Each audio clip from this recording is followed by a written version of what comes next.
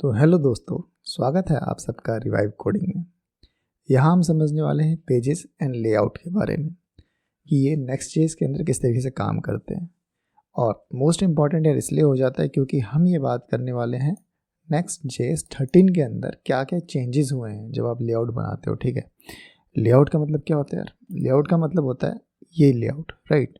इसका क्या मतलब, जब भी आप कोई वेबसाइट डिज़ाइन करते हो, कोई मोबाइल एप्लीकेशन डिज़ाइन करते हो, जाहिर सी बात है उसमें कुछ हेडर होता है, कुछ फुटर कंटेंट होता है जो कि ऑलमोस्ट हर पेजेस के साथ कंसिस्टेंट बना रहता है। ठीक है, साथ में ही नेविगेशन मेन्यू भी होता है जो कि ऑलमोस्ट हर पेज के ऊपर रहता है ताकि आप पेजेस के बीच में ईजिली से आसानी से नेविगेट कर सको, है ना। तो ये जो आप लेआउट बनाते हो, ठीक है, कई जगह पर साइड मेन्यू होता है, लेफ्ट में भी होता है, किसी में राइट में भी होता है, किसी में दोनों जगह होता है, और फिर हमारा मेन कंटेंट होता है। ठीक है, अब ये हम नेविगेशंस या फिर इस लेआउट बनाते क्यों हैं? ताकि मेरे पूरे वेबसाइट का स्ट्रक्चर पहले तो एक जैसा लगे, और दूसरा मेरे को एक पेज से दूसरे पेज में नेविगेशन करने में काफ़ी आसानी हो। ठीक है, तो हम इसलिए बेसिकली इस तरह का लेआउट बनाते हैं, राइट। अब मेन कंटेंट मतलब क्या? मान लो कि ये सारा स्टैटिक है, अब ये सारा हर पेज पे रहेगा। ठीक है, और जैसे जैसे मेरा कंटेंट चेंज होगा वेबसाइट का, वो ये वाला सेक्शन अपडेट होता रहेगा। ठीक है, तो ये जो चीज़ है उसको हम अचीव करते हैं नेक्स्ट.जेएस के अंदर भी। ठीक है, अब कैसे करते हैं इस चीज़ को अगर आपको समझना है तो सबसे पहले तो हमें ये समझना पड़ेगा कि नेक्स्ट.जेएस 13 के अंदर क्या क्या चेंजेस हुए हैं। ठीक है, सबसे पहले तो यार जिस तरीके से हमारा नेक्स्ट के 13 से पहले वाले वर्जन में काम करता था हमारा नेविगेशन, ठीक है, एग्जैक्टली उस तरीके से भी नहीं करता। ठीक है, तो 13 में क्या होता है? 13 में जैसा कि हम जानते हैं यार, एक ऐप नाम का फोल्डर होता है। ठीक है, उस ऐप नाम के फोल्डर के अंदर ही हमारे सारे पेजेस डिफाइन होते हैं। ठीक है, मतलब वहीं फाइल बेस्ड राउटिंग होती है, राइट। तो पहले ऐसा नहीं होता था, पहला पेजेस नाम का एक फोल्डर होता था, ठीक है, और उसके अंदर index.js नाम से फाइल बनती थी। मगर यहाँ page.js नाम से फाइल बनती है, या फिर अगर आप टाइपस्क्रिप्ट यूज़ कर रहे हो तो page.tsx नाम से फाइल बनती है। ठीक है, अब मान लो ये डैशबोर्ड है ना, तो ये बेसिकली आपको कहाँ राउट करेगा? /डैशबोर्ड पे।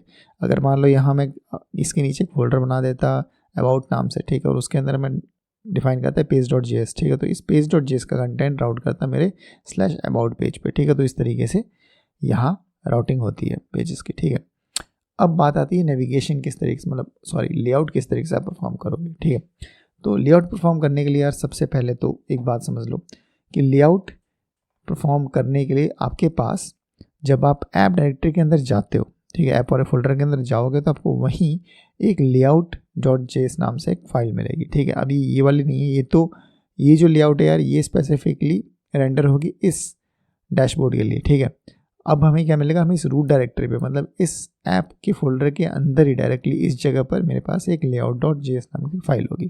ठीक है, जो मेरा क्या होगा? मेरा मेन लेआउट का सेक्शन होगा। ठीक है, अब वहाँ हम क्या करते हैं? वहाँ यार हम अपनी स्टाइलिंग डिफाइन कर सकते हैं, जैसे ये। ठीक है, तो जो आपका मेन जो रूट का जो लेआउट होगा उसको पहचानने का तरीका क्या है? वो यहाँ उसका नाम होगा रूट लेआउट। क्या होगा? Root layout. ठीक है, और पूरे एप्लीकेशन में रूट लेआउट आप एक ही बना सकते हो। ठीक है, और ये कहाँ होगा? डायरेक्टली ऐप के अंदर होगा। जो ऐप वाला हमारा फोल्डर है उसके डायरेक्टली ठीक उसी के अंदर layout.tsx नाम से एक फाइल बनेगी। ठीक है, इसको रूट लेआउट को पहचानने का और एक तरीका है। ठीक है, अब रूट लेआउट का क्या मतलब है? जो भी आप स्टाइल्स, जो भी आप चीज़ें यहाँ डिफाइन करोगे, ठीक है, वो जितने भी हमारे इसके अंदर जितने भी पेजेस बनेंगे उन सब पे अप्लाई होगा।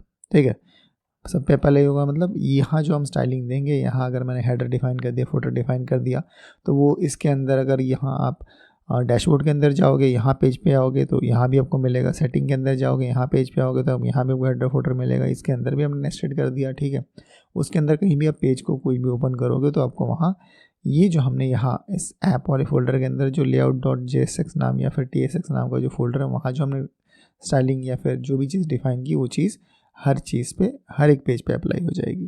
ठीक है, तो ये चीज़ है अपना रूट लेआउट का मतलब। ठीक है, और रूट लेआउट एक ही होता है, ध्यान देना, आप ऐसा नहीं, आप एक से ज़्यादा रूट लेआउट बना नहीं सकते। ठीक है, और जो हमारा रूट लेआउट है उसको पहचानने का दूसरा तरीका क्या है कि सिर्फ यही एक लेआउट वाला फोल्डर होगा जहाँ आप HTML डिफाइन करोगे। एक आपके पास HTML का टैग होगा, उसके अंदर एक बॉडी का टैग होगा। ठीक है, और उस बॉडी के अंदर आपका सारा चिल्ड्रन रेंडर हो रहा होगा। ठीक है, और इस चिल्ड्रन को रेंडर करने के लिए आपको क्या करना पड़ेगा? यही चाइल्ड को एज एन प्रॉप्स आपको यहाँ पास करना पड़ेगा चिल्ड्रन को। ठीक है, और उसी चिल्ड्रन को आप यहाँ फाइनली रेंडर कराओगे। ठीक है, इस चीज़ को हम देखेंगे आगे आने वाली वीडियोस में, प्रैक्टिकली करके देखेंगे, बट मैं आपको एक स्ट्रक्चर समझा रहा हूँ। ठीक है, कि किस तरीके से अलग है। वही आपको जावास्क्रिप्ट में करना है तो आपको कुछ डिफाइन करने की ज़रूरत नहीं है, चाइल्ड की क्या टाइप होगा ये डिफाइन करने की ज़रूरत नहीं, सिंपल से इस तरीके से कोड लिखो और आपका लेआउट बन जाएगा। ठीक है, अब मान लो कि हमें एक हेडर बनाना, एक फुटर बनाना है। ठीक है, तो हमने कहीं भी जाके कंपोनेंट नाम का एक फोल्डर बनाया, कहाँ बनाया, मतलब सोर्स डायरेक्टरी के अंदर बना लिया। ठीक है, और उसके अंदर फिर मैंने उसको यहाँ इंपोर्ट कर लिया। ठीक है, यहाँ मैंने इंपोर्ट कर लिया हेडर और यहाँ इंपोर्ट कर लिया फुटर। ठीक है, और फिर मैंने यहाँ अगर हेडर रख दिया और फुटर रख दिया, तो जो भी मैंने हेडर में रखा और जो भी फुटर में रखा है, ठीक है, तो हेडर वाला पार्ट मेरे सभी जो मेरा कंटेंट होगा, मेन कंटेंट, ठीक है, जो मेरा ये मेन कंटेंट होगा उसके ऊपर आ जाएगा, और जो मेरा फुटर वाला पार्ट है वो इसके नीचे आ जाएगा, और हर पेज पे। ठीक है, जो भी हम पेज पे नेविगेट करेंगे हर जगह आ जाएगा। ठीक है, जैसे आपको यहाँ दिख रहा है।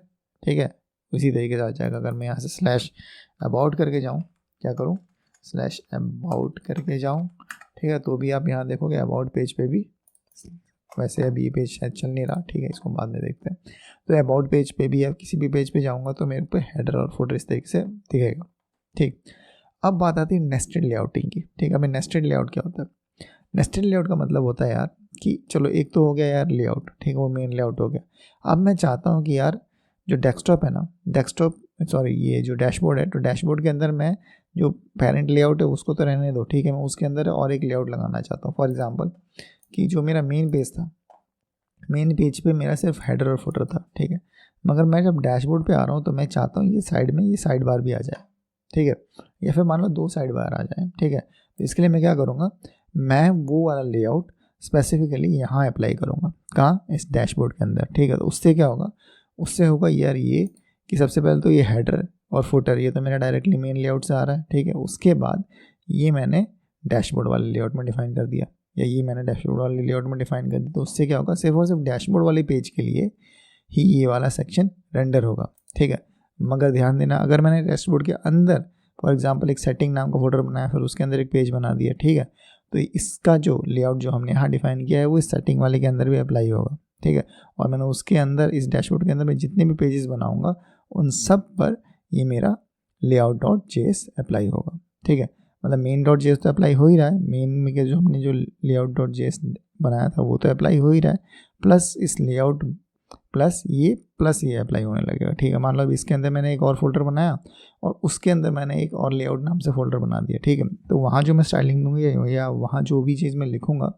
ठीक है, तो वो चीज़ बाकी सभी पेजेस पे अप्लाई होगी। ठीक है, मगर अप्लाई करने के लिए सिंटैक्स ध्यान रखना, सिंटैक्स में आपको सबसे पहले तो चिल्ड्रन को पास करना पड़ेगा, और फिर चिल्ड्रन को एज एन जो भी हमने चिल्ड्रन प्रॉप्स पास किया है उसको फिर यहाँ यूज़ करना पड़ेगा। ठीक है, उससे क्या होगा, ये जो सेक्शन आपने बनाया, ये जो सेक्शन बनाया है, अब ये इस चिल्ड्रन को रैप कर लेंगे। ठीक है, समझ में आ गया? तो नहीं भी समझ में आया कोई इशू नहीं है, हम आगे प्रैक्टिकली देखने वाले हैं, अच्छे से देखेंगे। ठीक है, तो यहाँ आपको यही समझाने की कोशिश की इस इमेज में। सबसे पहले तो यार अगर आप इस ऐप डॉट लेआउट में आ रहे हो, ठीक है, तो मान लो हमने ये वाला स्टाइल अप्लाई किया था, ठीक, और फिर हमने इस डैशबोर्ड के अंदर मान लो ये एक एक्स्ट्रा स्टाइल अप्लाई कर दिया। ठीक है, तो बेसिकली अब डैशबोर्ड के ऊपर ये जो पहले से हमने स्टाइल अप्लाई किया था वो तो था ही, ठीक है, प्लस जो हमने यहाँ डैशबोर्ड के अंदर अप्लाई किया, ठीक है, वो भी अब यहाँ आ जाएगा। ठीक है, और जो बॉडी का एरिया है, फॉर एग्जांपल पहले वाले में हमारे पास बॉडी का एरिया इतना था, तो अब लेआउट के अंदर हमारे पास बॉडी का एरिया इतना हो जाएगा। मान लो इसके अंदर मैंने और एक फाइल बनाई, वहाँ अगर मैंने एक लेआउट डिफाइन कर दिया और उसको मैंने कुछ यहाँ लगा दिया, तो मेरा मेन बॉडी का एरिया और थोड़ा छोटा हो जाएगा। ठीक है, तो इस तरीके से हमें ध्यान देना होता है कि हमें जब हम लेआउट डिफाइन करें तो हमें ये भी ध्यान में रखना है कि जो हमारा मेन कंटेंट है, जो इससे हमारा यूज़र इंटरेक्ट कर रहा है, कहीं वो इतना ना छोटा हो जाए कि भाई वो यूज़र हमारा इंटरेक्ट ना कर पाए। ठीक है, अब एक चीज़ आती है टेम्पलेटिंग। ठीक है, अभी टेम्पलेटिंग क्या है? टेम्पलेटिंग को भी हम कहते हैं कि लेआउट की तरह ही है। ठीक है, मतलब क्या कि जैसे हम टेम्पलेट का यूज़ तब करते हैं, जैसे सिंपल सी बात करता हूँ कि अब देखो, अगर मैं यहाँ लेआउट का यूज़ करूँगा, ठीक है, तो बेसिकली होगा क्या कि अगर मैं इस लेआउट के अंदर मान लो ये मैंने फोल्डर लिया और इसके अंदर मैं एक लेआउट डिफाइन कर देता हूँ, ठीक है, तो ये जो ऊपर वाली सारी स्टाइलिंग है ये भी अप्लाई होगी इधर। ठीक है, और उसके बाद फिर जो इसकी स्टाइलिंग होगी उसके चिल्ड्रन में अप्लाई होगी। ठीक, इसकी प्लस इसकी, और उसके अंदर कोई चिल्ड्रन के अंदर चिल्ड्रन बन गया तो इसकी स्टाइलिंग प्लस इसकी स्टाइलिंग प्लस इसकी स्टाइलिंग, ठीक है, तो सबकी स्टाइलिंग अप्लाई होगी। ठीक है, तो यार अगर मैं इस तरीके का थोड़ा सा बिहेवियर नहीं चाहता, ठीक है, तो उन जगहों पर बेसिकली टेम्पलेट का यूज़ करते हैं। ठीक, तो टेम्पलेट क्या करता है? Template are the similar to layout that they wrap the each children of the layout of the pages. Unlike the layout that persists across the routes and maintains states, template creates a new instance of each page on their navigation. ठीक है, तो basically ये क्या करता है, template basically ये करता है कि जब आप एक पेज से दूसरे पेज पे नेविगेट कर रहे हो, ठीक है, मतलब फॉर एग्जांपल अगर मैं इस सेक्शन से इस सेक्शन में नेविगेट कर रहा हूँ, अगर हमने टैम्पलेट यूज़ किया है लेआउट की जगह, ठीक है, मतलब फॉर एग्जांपल आपने लेआउट डॉट जेएस नाम से फाइल नहीं बनाई, आपने टेम्पलेट डॉट जेएस नाम से फाइल बनाई, ठीक है, और सिंटैक्स यार सेम ही होगा, हम यहाँ लेआउट की जगह क्या लिखने लगेंगे, टेम्पलेट लिखने लगेंगे, ठीक है, तो बेसिकली सिंटैक्स सेम होगा, बट लेआउट और टेम्पलेट में अंतर ये हो जाएगा कि एक जगह आपकी स्टेट, मतलब लेआउट के अंदर आपका स्टेट मेंटेन रहता है, ठीक है, मतलब फॉर एग्जांपल अगर आप एक पेज से दूसरे पेज पे नेविगेट कर रहे हो तो जो पिछले पेज का स्टेट्स जो पहले था, ठीक है, वो भी मैनेज रहता है, ठीक है, मगर अगर आपने टेम्पलेट यूज़ किया, मानो फॉर एग्जांपल आपको ज़रूरत नहीं है, ठीक है, कि आप एक पेज से दूसरे पेज में स्विच कर रहे हो, तो आप पिछला जो भी पेज पे हमने किया था उसका स्टेट मेंटेन करने की कोई ज़रूरत नहीं है, ठीक है, तो उस केस में हम क्या करते हैं, उस केस में हम टेम्पलेट का यूज़ कर लेते हैं, ठीक है, तो आपको टेम्पलेट का अगर यूज़ करना है तो सेम उसी तरीके से जिस तरीके से आप लेआउट का यूज़ कर रहे थे, ठीक है, उसी तरीके से यूज़ करोगे, बस यहाँ नाम चेंज करके टेम्पलेट कर दोगे, और एट द सेम टाइम ये जो फाइल का नाम है, ठीक है, ये फाइल का नाम क्या हो जाएगा, टेम्पलेट डॉट जेएस हो जाएगा, ठीक है, तो यार ये वो चीज़ें थी, अब इसके बाद ज़्यादा कुछ नहीं है, यहाँ जो आपका हेड है, ठीक है, तो हेड के अंदर क्या है, हेड के अंदर बेसिकली कुछ नहीं यार, हेड के अंदर आप टाइटल या फिर जो मेटा टैग्स जो हम डिफाइन करते हैं, ठीक है, वो सारा का सारा हम इस हेड नाम के सेक्शन के अंदर डिफाइन कर देते हैं, ठीक है, हेड नाम के सेक्शन के अंदर डिफाइन करने से होता ये है कि एक स्पेसिफिक पेज के लिए आप अपना टाइटल, डिस्क्रिप्शन, मेटा टैग, मतलब जो क्या बोलते हैं मीडिया टैग्स होता है, ठीक है, जिसको हम ओजी टैग्स कहते हैं, ठीक है, तो वो सारे के सारे टैग्स आप यहाँ इस मेटा डाटा के अंदर डिफाइन कर सकते हो, उसको भी हम आगे आने वाली वीडियोज़ में अच्छे से देखेंगे, ठीक है, तो फिलहाल यार अभी ये इंट्रोडक्शन आपको बताया, ठीक है, और इंट्रोडक्शन बताना इसलिए ज़रूरी था क्योंकि नेक्स्ट 13 के अंदर, नेक्स्ट जेएस 13 के अंदर राउट जो हमारा लेआउट है, ठीक है, वो अलग तरीके से काम करता है एज़ कम्पेयर टू इसके प्रीवियस वर्जन, ठीक है, तो चलो यार फिर मिलेंगे अपने नेक्स्ट वीडियो में, और वहाँ हम इस चीज़ को प्रैक्टिकली अप्लाई करके देख रहे होंगे कि हम किस तरीके से इसको अपने एप्लीकेशन में यूज़ कर सकते हैं, ठीक है, तो यार अभी के लिए इतना ही, मिलते हैं अपनी नेक्स्ट वीडियो में, तब तक के लिए have a nice day and good bye.